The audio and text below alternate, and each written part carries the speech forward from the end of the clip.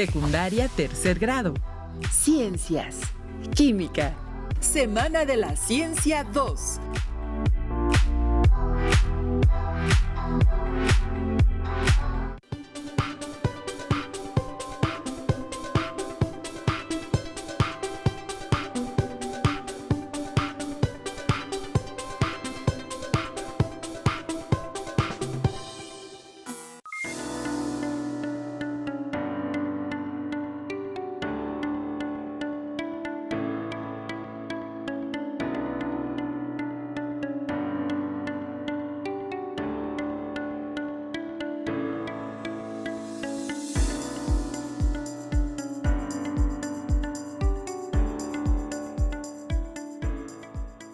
¿Enigmático comienzo? Acompáñenos a resolver juntos este misterio, haciendo ciencia desde sus hogares. ¿Han oído hablar de la peste negra? ¿Dónde surgió? ¿Qué sucedió? Qué importante nos resulta en este momento nuestras clases de historia. Veamos. La peste negra o muerte negra se refiere a la pandemia de peste más devastadora en la historia de la humanidad. Arrasó en Europa entre los años 1346 y 1353 y acabó con entre el 30 y el 50% de la población. La peste era una zoonosis, una enfermedad que pasa de los animales a los seres humanos. Fue provocada por una bacteria que rondaba los hogares durante un periodo entre 16 y 23 días, antes de que se manifestaran los primeros síntomas de la enfermedad. La enfermedad se manifestaba en las ingles, axilas o cuello, con la inflamación de alguno de los nódulos del sistema linfático, acompañada de supuraciones y fiebres altas que provocaban escalofríos, rampas y delirio en los enfermos. El ganglio linfático inflamado recibía el nombre de bubón o carbunco, de donde provenía el término peste bubónica. En esa época, el siglo XIV, los doctores que atendieron a los enfermos con peste utilizaban un curioso atuendo. Vestían con una túnica de piel gruesa, encerada, que les llegaba hasta el tobillo. Se cubrían la cara con una máscara en forma de pico de ave. El sombrero era particularmente inusual. Los médicos de la peste negra llevaban anteojos rojos para proteger los ojos y una máscara con una nariz de 15 centímetros en forma de pico de ave, llena de perfume y con solo 2 agujeros, uno a cada lado de las fosas nasales, pero que era suficiente para respirar y transportar en el aire que se respiraba la esencia de las hierbas colocadas en la punta del pico. Aquí se da la primera cuarentena de la historia. Simultáneamente, se iniciaron medidas de aislamiento para evitar la propagación de la enfermedad, siendo las autoridades de la ciudad francesa de Marsella las primeras en adoptarlas. Se estableció que todo barco que llegase a su puerto con un enfermo o con una persona sospechosa de padecer la enfermedad debería permanecer a bordo durante un periodo de 30 días antes de bajar a tierra. Los venecianos prolongaron este periodo a 40 días, lo cual dio origen al término cuarentena, que aún seguimos utilizando para referirnos al periodo de observación al que se debe someter una persona para detectar la existencia de signos o síntomas de una enfermedad infecciosa. Al final, como ocurre en estos días, durante la Edad Media, el único remedio fue el aislamiento. Los ricos se fueron a su casa de campo. Los burgueses se aislaron en sus residencias y se les prohibieron las reuniones de duelo para acompañar a los difuntos, así como visitas a los enfermos. Cuenta la leyenda que en Francia, mientras la peste bubónica hacía estragos en Europa y cobraba la vida de miles de personas, en el año 1413, 4 ladrones fueron capturados y acusados de robarle a los moribundos o muertos. Lo más interesante de esta historia es que con una plaga tan contagiosa y letal, estos 4 ladrones no se contagiaban en el proceso de realizar un acto tan espantoso. Cuando enjuiciaron a los rateros, el magistrado, intrigado, les ofreció clemencia, solo si revelaban el secreto de cómo resistieron esta horrible plaga. Los acusados explicaron que eran perfumeros y comerciantes de especies. Explicaron que habían creado una mezcla de hierbas aromáticas que frotaban en sus manos, oídos y sienes y evitaba que contrajeran la letal enfermedad.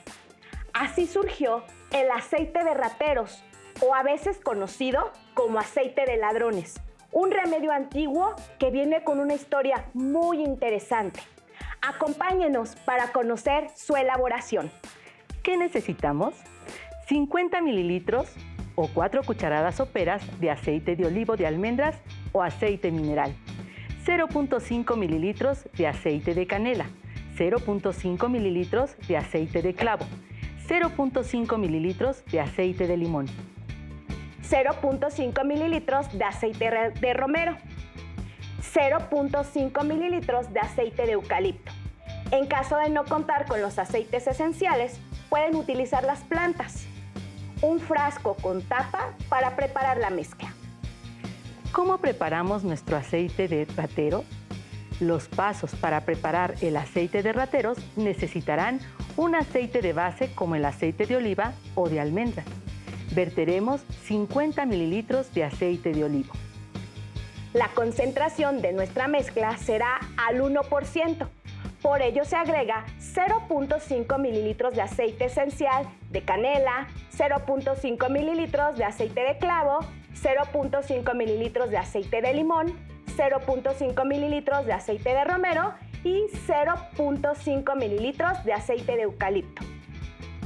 Si no cuentan con los aceites esenciales de canela, aceite de clavo, aceite de limón, aceite de romero y aceite de eucalipto, pueden comprar las hierbas y cocer a fuego muy lento en una olla a baño María en la estufa, siempre con la ayuda de un adulto.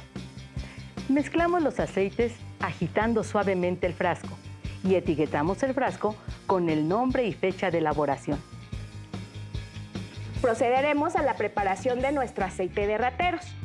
Los beneficios potenciales del aceite de rateros, también conocido como aceite de ladrones, incluyen estimular el sistema inmunológico, proveer la salud respiratoria y combatir los microbios. Adelante, maestra Dora Luz. Muy bien, vamos a ver.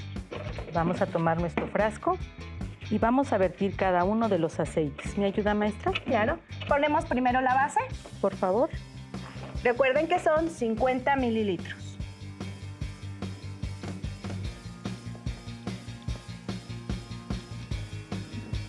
Pueden utilizar un recipiente y un embudo para que les sea más fácil trasvasar los líquidos. Muy bien. Este nos servirá como base. Puede ser aceite de almendras, puede ser aceite mineral.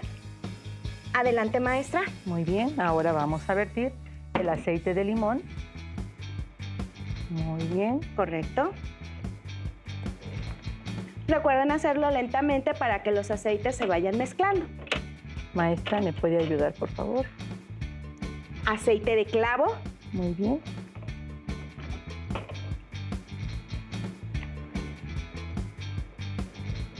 Adelante, maestra. Aceite de romero.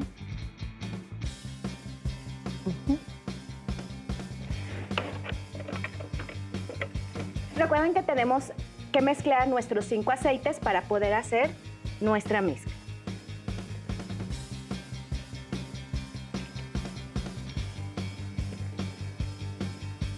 Muy bien. El eucalipto huele muy bien. Y aceite de canela. Correcto. Adelante, maestra.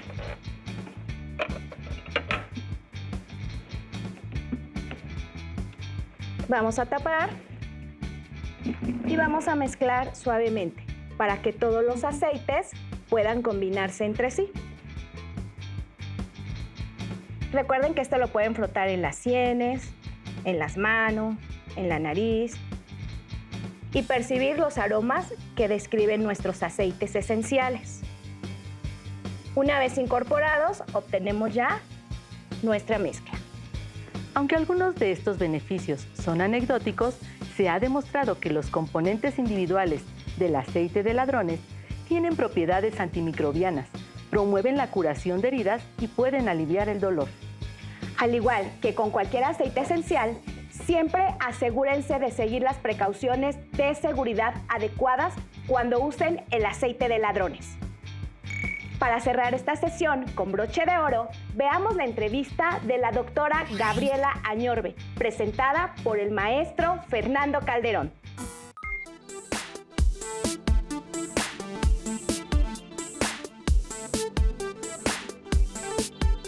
El día de hoy nos acompaña la doctora Gabriela Añorbe Rebollar, especialista en pedagogía por la Universidad Nacional Autónoma de México y catedrática de tiempo completo de la Benemérita Escuela Nacional de Maestros.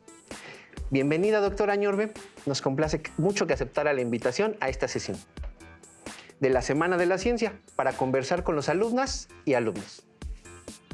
Muchas gracias por haberme invitado. Es un placer compartir con ustedes todo lo que pueda apoyarlos. Muchas gracias. ¿Me puede decir, doctora, en términos generales y sencillos, qué es la pedagogía? ¿Cuál es su campo de estudio? ¿Y por qué es tan importante en la educación? Bueno, la pedagogía, me has hecho la pregunta del millón, porque es una discusión pues, que tienen los científicos o los que estudian las ciencias de la educación. Y bueno, hay muchos enfoques para definir qué es la pedagogía, pero bueno, yo me apego al que dice que bueno, la pedagogía es esa ciencia que estudia la formación de los seres humanos y bueno, puede ser dentro de la escuela o fuera de ella. En este caso, pues hablaremos más de lo que pasa dentro de la escuela, aunque bueno, ahora en estas nuevas circunstancias también los papás cumplen funciones pedagógicas y la televisión está cumpliendo una función importantísima pedagógicamente. Indudablemente. Bueno, podemos pasar a la siguiente pregunta. Cuando en la educación primaria los alumnos tienen su primer contacto con la enseñanza de las ciencias, les maravilla mucho y el docente aprovecha su curiosidad natural. Sin embargo, pareciera que conforme el estudiante avanza en su educación, este interés desaparece. Y en la educación secundaria, materias como matemáticas, física o química se consideran difíciles. Y con la complejidad pues va aumentando cada año, ¿no? En su opinión, doctora, ¿por qué sucede esto? ¿Qué estamos haciendo o qué estamos dejando de hacer a ese respecto? Bueno, yo creo que desde la educación primaria las ciencias son muy olvidadas. La química, la física, etcétera. Estamos como más atentos al español, las matemáticas, pero la historia, la ciencia, la química a veces son las grandes olvidadas, ¿no? Claro, hay maestros que hacen verdaderas obras de arte con los niños y los empiezan como a incitar o a iniciar en este camino de la alfabetización de las ciencias, ¿no? Pero cuando llegan a la secundaria, creo que la enseñanza se dedica más hacia lo conceptual, hacia los conceptos, hacia la memorización. Y bueno, la ciencia está en todos lados, en todo momento. Y creo que los maestros de secundaria muchas veces, no todos obviamente, olvidan cómo vincular la ciencia con la vida cotidiana, porque todo es proceso químico, por ejemplo, no todo nuestro organismo es un proceso químico, todo lo que está pasando, la luz, todo eso son procesos físicos, ¿no? O fenómenos físicos. Entonces eso lo olvidan y entonces se dedican a enseñar fórmulas, problemas, que muchas veces son como sin sentido para los alumnos, ¿no? Entonces yo creo que eso sería como muy importante, trabajar como proyectos de ciencia en la primaria. En el preescolar se trabaja, curiosamente, pero se olvida un poco en la primaria y ya cuando llega a la secundaria pareciera ser que no hay como esa vinculación entre los conceptos teóricos y la vida. Y entonces ahí los alumnos lo ven como memorístico, sin sentido, sin un uso. Tengo que memorizar la tabla periódica, por ejemplo, ¿no? Bueno, yo en mis tiempos memorizaba la tabla periódica. No sé si aún todavía se memorice la tabla periódica. No debería. ¿Pero sí? Sí, en ocasiones. O fórmulas. Yo me acuerdo que memorizábamos muchísimas fórmulas de fuerza, fricción, tiro parabólico, vectores, todo eso memorizábamos, pero yo nunca supe realmente, acepto toda mi ignorancia, que era un tiro parabólico en la vida real, ¿no? O para qué me iba a servir la fricción o la caída la caída, ¿cómo se llama? Libre. La caída libre. Nunca entendí para qué era. No sé si... Y eso sigue pasando en la escuela secundaria. Entonces, si lo vinculáramos a la vida, creo que sería muy interesante. Igual las matemáticas, ¿no? Pueden ser tan interesantes en la vida real. Definitivamente. Bueno, cuando hablamos de alfabetización en términos muy sencillos, los alumnos conocen las letras, juntan en palabras, estas en enunciados y luego textos, los cuales pueden ser leídos, pero en muchas ocasiones no se logra la comprensión total. Solamente descifran los signos, pero no se interioriza el contenido. En ciencias nos pasa lo mismo. Conocen los términos, leen las definiciones, pero muchas veces el proceso de comprensión es incipiente. Doctora, ¿qué podemos hacer para lograr esta alfabetización científica básica? Mira, haciendo como una analogía con la alfabetización del lenguaje, la mayoría, muchos profesores enseñan como acabas de mencionar, ¿no? Primero las letras, luego las sílabas, después las oraciones y nunca se llega a la comprensión, aunque desde los años 70 las investigaciones sobre la sociopsicogénesis con la doctora Emilia Ferreiro y sus colaboradores han descubierto que esa no es la manera de enseñar, que la manera de enseñar el lenguaje es de manera global, o sea, leyendo y escribiendo textos. Entonces, no es necesario enseñarles las letras a los niños. Sí vamos a llegar a las letras, pero es el fin último. Y en cambio, en la enseñanza lo están poniendo como el fin primero, ¿no? O sea, primero tienes que aprender la I, la S, la M y luego las juntas. Incluso los niños dicen, es que me sé las letras, pero no las sé juntar. Entonces, haciendo esa analogía, pasa lo mismo con la ciencia. O sea, sí sé los conceptos, pero no sé para qué aplicarlos o en dónde aplicarlos o cómo aplicarlos, ¿no? Entonces, si aprender a leer y escribir, se aprende leyendo y escribiendo, yo creo que hacer ciencia se aprende haciendo ciencia. Esos laboratorios que tienen en las secundarias me parece que son los grandes lugares que podrían ser laboratorios realmente, que realmente ellos experimentaran y esos conceptos los crearan ahí, no en el aula. Porque como volvemos a la caída libre, pues sí tengo el concepto de caída libre, pero lo olvidé. Yo la verdad ya olvidé que era caída libre, fricción, todo eso, ¿no? Pero tal vez si lo hubiera aprendido en el laboratorio y hubiera visto la caída libre, el tiro parabólico y desde ahí hubiera construido el concepto, creo que hubiera sido mucho más significativo. Y creo que es mucho más significativo para los alumnos si esos laboratorios... Yo me acuerdo cuando iba a la secundaria, era una secundaria pública, por supuesto, la 101, ahí en Calzada de la Virgen, y los laboratorios eran nuevos y teníamos microscopios electrónicos nuevos que era wow en ese momento, ¿no? Pero nunca los usábamos. Yo nunca logré ver nada en el microscopio. Tal vez sí hubiera visto en el microscopio, no hubiera sido maestra, a lo mejor hubiera sido bióloga o científica o astrofísica, que además se necesita mucho. Bueno, Julieta Fierro, que es una de las grandes divulgadoras de la ciencia, eso hace. O sea, vivimos la ciencia, ¿no? Entonces, creo que eso hay que hacer, vivir la ciencia. Así como aprendemos a leer y escribir leyendo, pues aprendamos ciencia, haciendo química, haciendo física, haciendo matemáticas, no tanto aprendiendo los conceptos que vendrían después y que serían muchísimo más significativos, me parece, para los alumnos. Definitivamente. Bueno, doctora, viene una pregunta difícil. ¿Qué es más importante? ¿Qué se enseña o cómo se enseña? Ay, creo que las dos. O sea, es tan importante saber, como profesor, ¿no? Como profesor es tan importante saber los conceptos que se enseñan, como saber enseñarlos, ¿no? La secundaria está llena, bueno, hay muchos profesores de corte universitario que tienen muchos conocimientos de la ciencia, digamos, de muchos conceptos, pero tal vez no tengan muchos conocimientos pedagógicos. Y creo que es tan importante tener el conocimiento pedagógico como tener el conocimiento científico. Y yo agregaría también tener esa empatía con los alumnos, esta parte socioemocional. También eso es muy importante. Es más, creo que es el ingrediente más importante. El que los chicos se sientan motivados para aprender, porque aprende el que quiere aprender, porque el maestro puede ser el mejor profesor, pero si no los motiva a aprender, es muy difícil que los chicos logren el aprendizaje. Creo que el ingrediente más importante es ese, el que ellos se motiven para aprender y bueno, el profesor por supuesto tiene que ser un catedrático totalmente preparado a cualquier nivel, desde preescolar hasta posgrado, en su conocimiento en la ciencia dura y en los conocimientos pedagógicos y psicológicos agregaría también, La psicología educativa me parece que es otro ingrediente fundamental para la enseñanza. Totalmente de acuerdo. Para concluir, esta nueva normalidad nos ha obligado a los docentes a enseñar y a nuestras alumnas y alumnos a aprender de una manera totalmente diferente. Es todo un reto, pero también una oportunidad. A manera de conclusión, ¿qué recomendaciones puede hacerle a los estudiantes y a los padres de familia para aprovechar de mejor manera este aprendizaje a distancia?